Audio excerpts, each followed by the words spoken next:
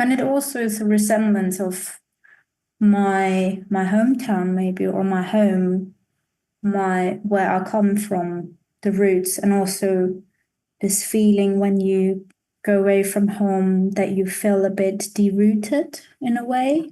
Oh, If you yeah. don't know where your trip is going and you are in an in-between state where you don't know what is the next step, or you maybe feel a bit disconnected to your ground if you're not really settled.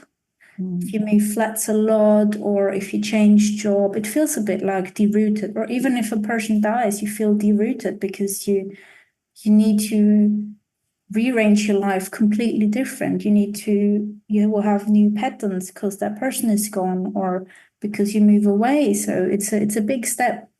And that's how I felt for a really long time, also during COVID, during that time when I had to fly back to Austria because we had to give up the flat here in London because my flatmates, they all moved back to their families because it was a very uncertain time, of course. Then I never knew when I can come back. So I was always in a temporary state. And roots give me so much stability and joy. If you Well, look at them, they just make you calm.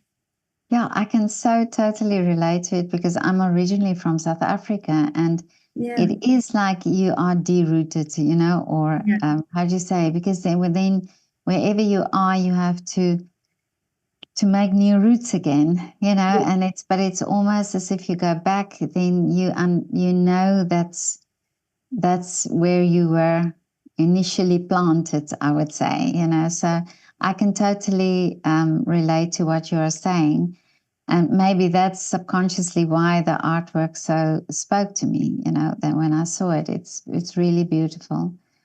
So Mhm. tell me, so are you studying at the moment? No, I finished 2021.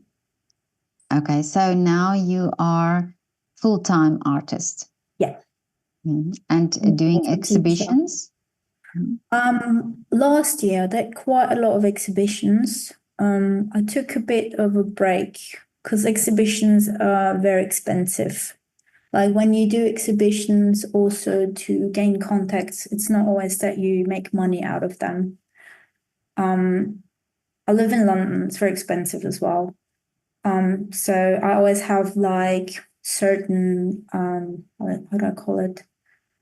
Like seasons or like Oh, times where I do certain things. So I say, okay, I'll give myself a half a year and I exhibit a lot, which was last year. This year I concentrate more on teaching, which gives me a lot back. Maybe we can speak about that later. yeah. And and then this new year, I mean, the new year comes soon, but I would say from now on till next year, I'm trying to create new artworks in a different direction. So I'm in a threshold position right now, but I'm comfortable with teaching and makes me happy. But I'm a full-time teacher, technician, artist, so I do some exhibitions on the side. But So, exhibitions cost a mhm, lot of energy and time as mhm. well. And I presume, when you do an exhibition, you have to create a whole range of things to exhibit. So, Yeah. where do you get, apart from nature, but what inspires then? What makes you get up and get going? And how do you get your ideas?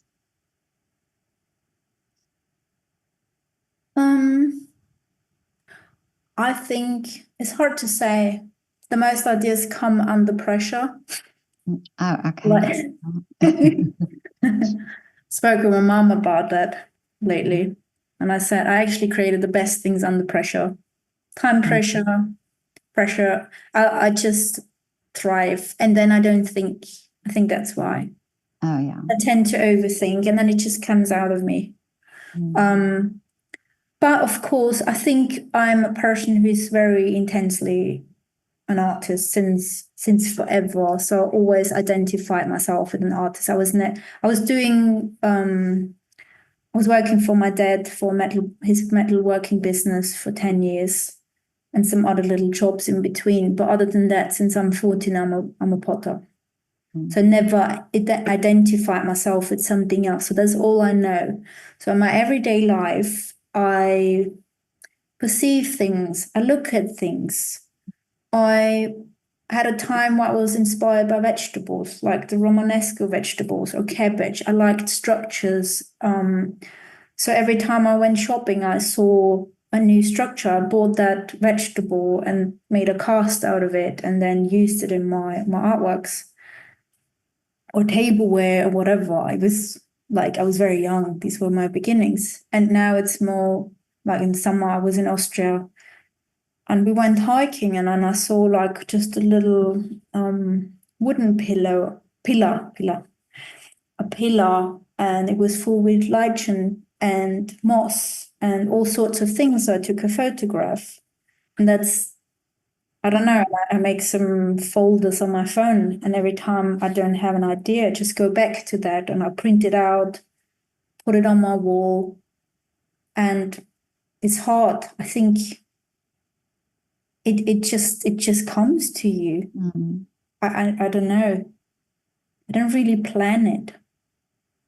It's just here, and it's this small little perceptions throughout the day or the week or the month or years, and then somehow they come to you and come together. And I just spoke to a singer-songwriter this morning, and while she's on the process of writing songs, and we talked about, this idea of you having the confidence to put your work out there. Was it for you also, as working with the clay as a ceramist, did you have the confidence initially when you did your first exhibition or when you put your first work out? Did you feel that, okay, this is it, I'm ready to put it out there for people to see? There's never a moment where I say I'm totally happy with my work. I never say this is it. I'm very self-critical. I can always see how to do it better.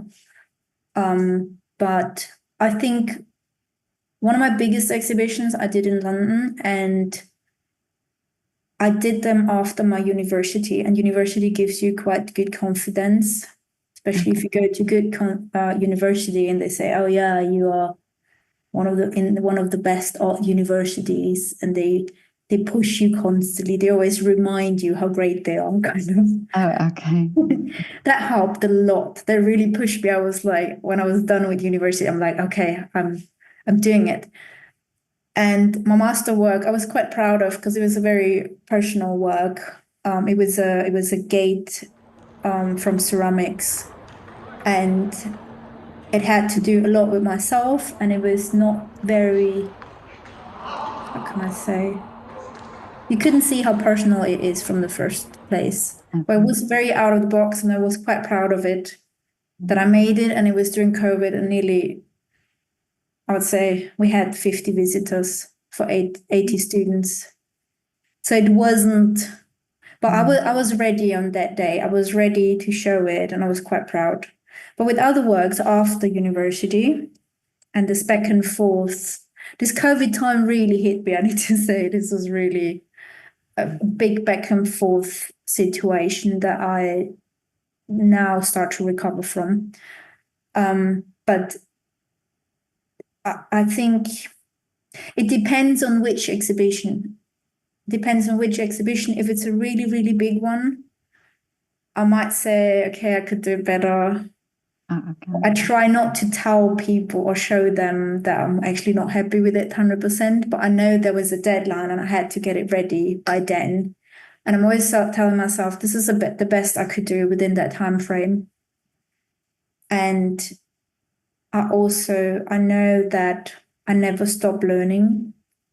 Even if you're 100 years old, you will never stop learning, and you're not super smart. You still need to, I don't know, you learn every day.